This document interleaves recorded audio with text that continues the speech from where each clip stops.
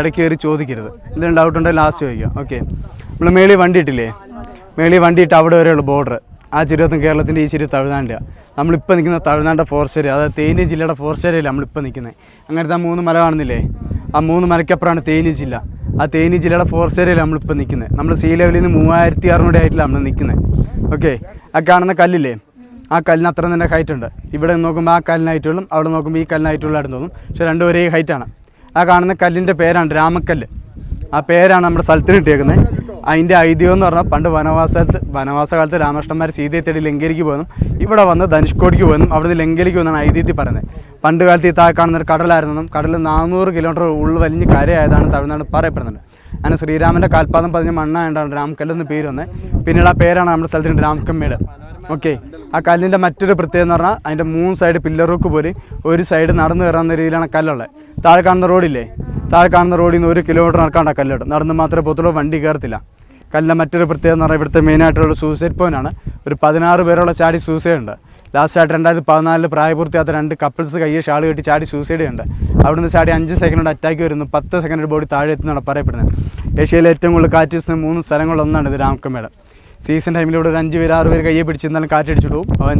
അതുകൊണ്ട് നമ്മളിവിടെ എടുത്താൽ നമ്മൾ താഴെ എടുത്ത് കാണിച്ചിട്ടാണ് പോകാറ്. അതിൻ്റെ കാരണം എന്ന് പറഞ്ഞാൽ ഇവിടുത്തെ കാറ്റിന് ദിശയില്ല.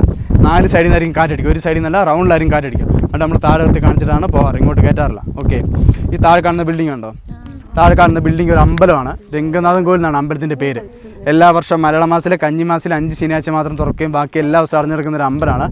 ഏകദേശം 400 വർഷത്തോളം പഴക്കമുണ്ടെന്ന് കരുതപ്പെടുന്ന മഹാവിഷ്ണുവിൻ്റെ അനന്തശയനാണ് അവിടുത്തെ പ്രതിഷ്ഠ. ഇന്ത്യയിലെ ആപ്പാടെ 3 അമ്പലമുള്ള അനന്തശയന പ്രതിഷ്ഠയുള്ള അതിലൊന്നാണ് ഈ താഴെ കാണുന്ന അമ്പലം.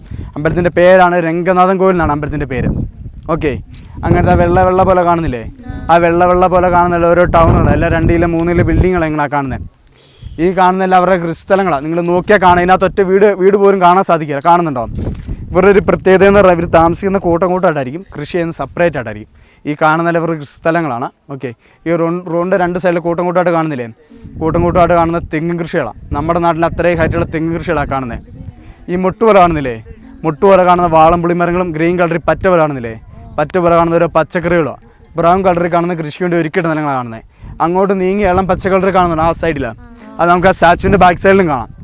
ആ കാണുന്നതാണ് നെൽപ്പാടാണ് കാണുന്നത്. നമ്മുടെ മുല്ലപ്പെരിയാർ ഡാം ആ സൈഡിലാണ്. മുല്ലപ്പെരിയാറിൽ നിന്ന് വെള്ളം കൊണ്ടുവന്നൊരു ഡാമുണ്ട്, വൈഗ ഡാം.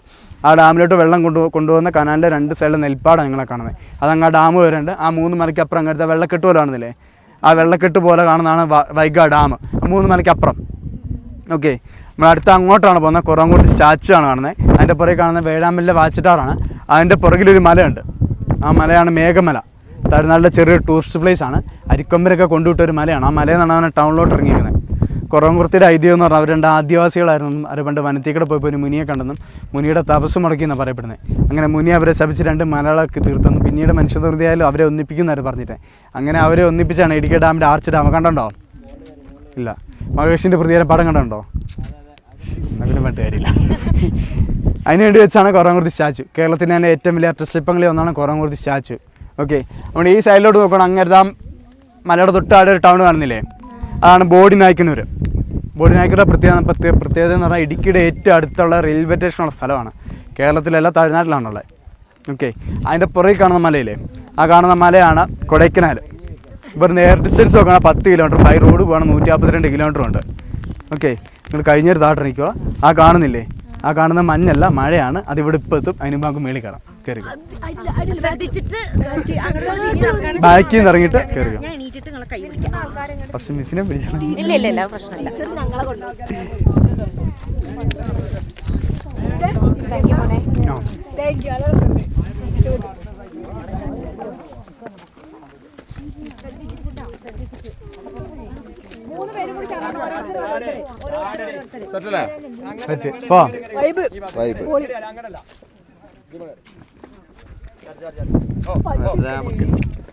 എന്നും പറയുന്നില്ലേ, മേലോട്ട് പോടാ.